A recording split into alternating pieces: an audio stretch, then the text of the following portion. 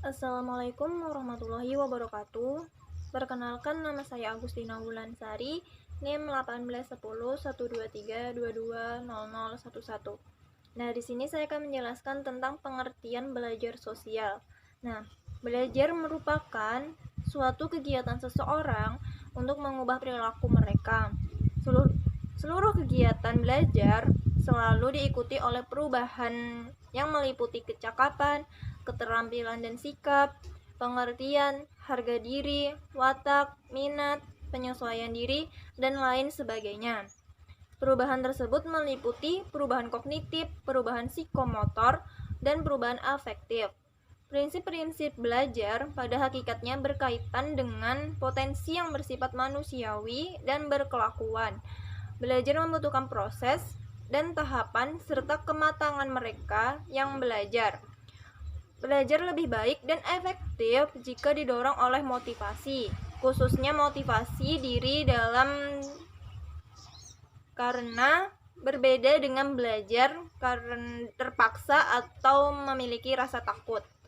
Nah, sedangkan sosial, yaitu menurut Lewis, sosial adalah sesuatu yang dicapai, dihasilkan, dan ditetapkan dalam interaksi sehari-hari antara warga negara dan pemerintahannya. Menurut Peter Herman, sosial adalah sesuatu yang dipahami sebagai sesuatu perubahan namun tetap merupakan sebagai satu kesatuan.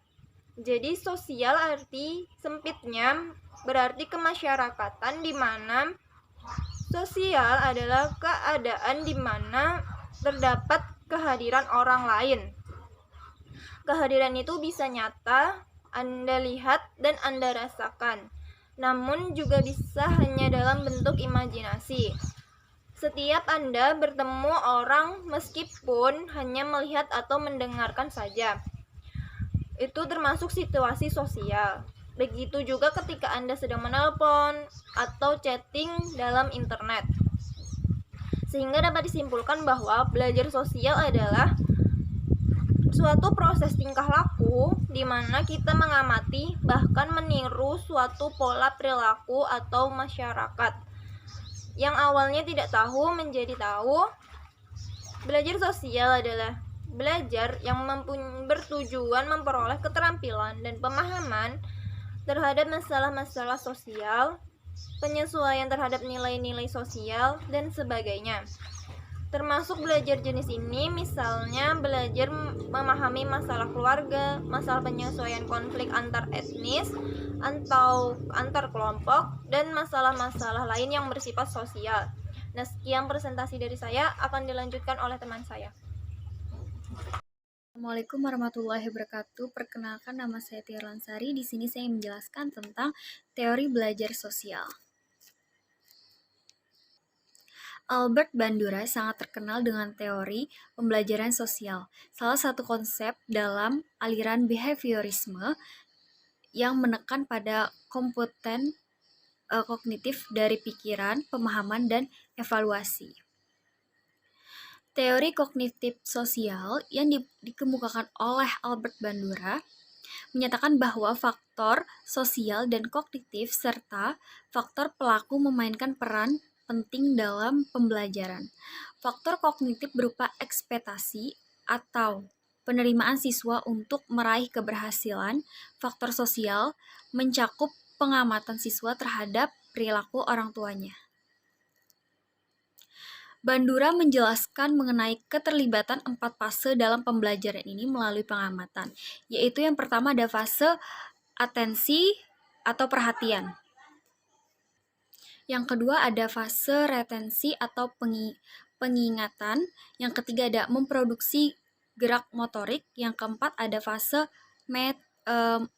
motivasi. Assalamualaikum warahmatullahi wabarakatuh. Perkenalkan, nama saya Salwani Hadi. Di sini saya akan menjelaskan tentang bagaimana penerapan teori belajar sosial menurut Albert Bandura dalam proses belajar mengajar di sekolah, yaitu ada 4 tahap. Yang pertama ada intensionalitas. Nah, di mana di sini peserta didik adalah perencana yang bukan hanya sekedar ingin memprediksi masa depan, tetapi intens membangun komitmen proaktif dalam mewujudkan setiap rencana.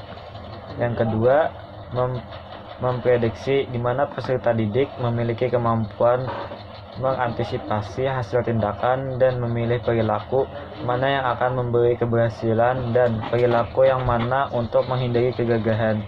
Yang ketiga, reaksi diri, di mana di sini peserta didik lebih daripada sekedar berencana dan merenungkan perilaku ke depannya karena manusia juga sanggup memberikan reaksi diri dalam proses motivasi dan meregulasi diri terhadap setiap tindakan yang dilakukannya. Yang keempat itu ada refleksi diri, di mana peserta didik adalah makhluk yang dilengkapi dengan kemampuan merefleksi diri.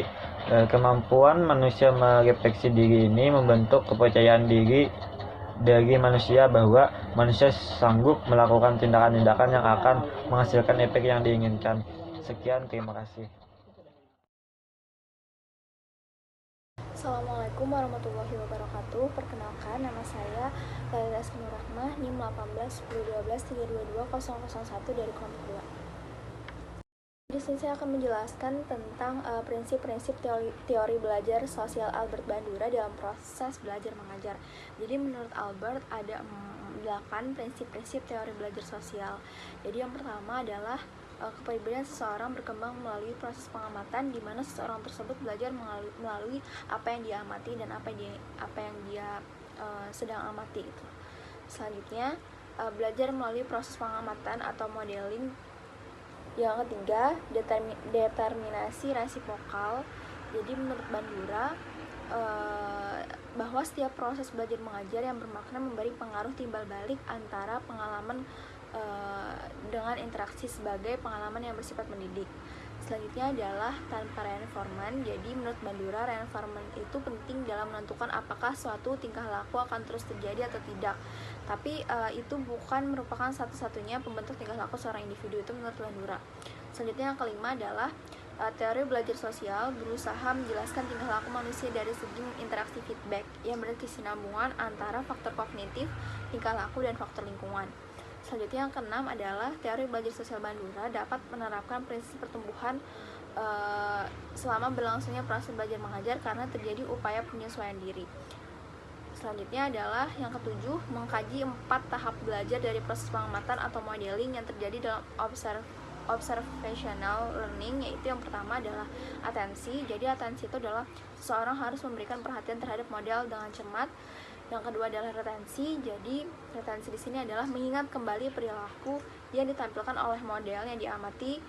Yang ketiga adalah reproduksi. Jadi reproduksi di sini adalah memberikan perhatian untuk mengamati dengan cermat dan mengingat kembali perilaku yang telah ditampilkan oleh modelnya. Setelah itu dia menirukan dan mempraktekkan perilaku yang dilakukan oleh model tersebut.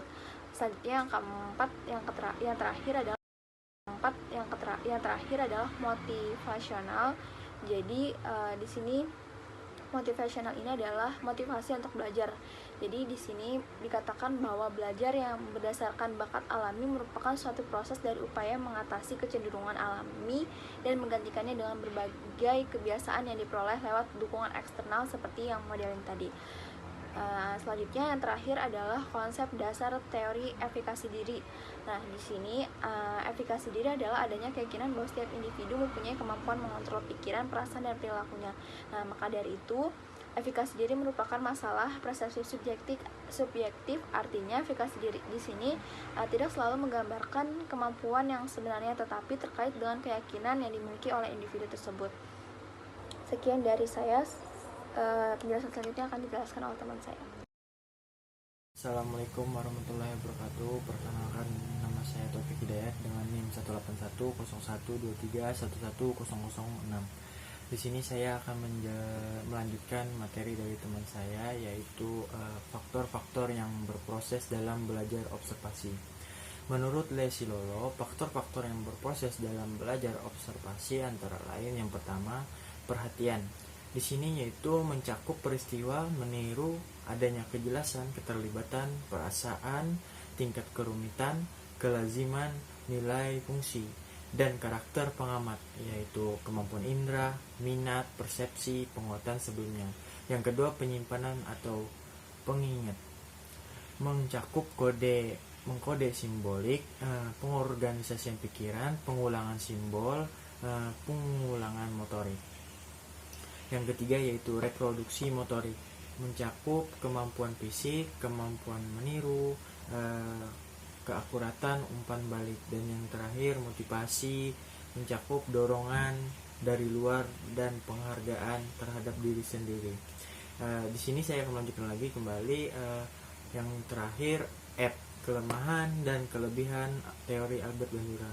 Yang pertama, kelemahan teori Albert Bandura yaitu teori pembelajaran sosial Bandura sangat sesuai jika disklarifikasikan dalam teori behavioristik ini, karena teknik pemodelan Albert Bandura adalah mengenai peniruan tingkah laku, dan ada kalanya cara peniruan tersebut memerlukan pengulangan dalam mendalami sesuatu yang ditiru. Selain itu juga, jika manusia belajar atau membentuk tingkah lakunya dengan hanya melalui peniruan, sudah pasti terdapat sebagian individu yang menggunakan teknik peniruan ini juga akan meniru tingkah laku yang negatif, termasuk perlakuan yang tidak menerima dalam masyarakat. Teori belajar sosial ini hanya memfokuskan pada penggabungan kognitif internal dan perilaku sosial saja. Namun hubungan timbal balik antara faktor yang saling mempengaruhi tidak dijelaskan secara mendetail. Yang kedua yaitu kelebihan teori Albert Bandura. Di sini dibandingkan teori belajar sebelumnya, karena itu menekankan bahwa lingkungan dan perilaku seseorang dihubungkan melalui sistem kognitif orang tersebut. Bandura memandang tingkah laku manusia bukan semata-mata refleks atau stimulus respon, melainkan juga akibat reaksi yang timbul akibat interaksi antar lingkungan dengan kognitif manusia itu sendiri. Pendekatan teori belajar sosial lebih ditekankan pada perlunya conditioning atau pembiasaan merespon dan imitasi, yaitu peniruan.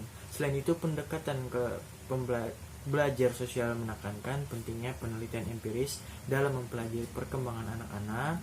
Kemudian penelitian ini berfokus pada proses yang menjelaskan perkembangan anak, faktor sosial dan kognitif. Itu saja dari saya. Terima kasih.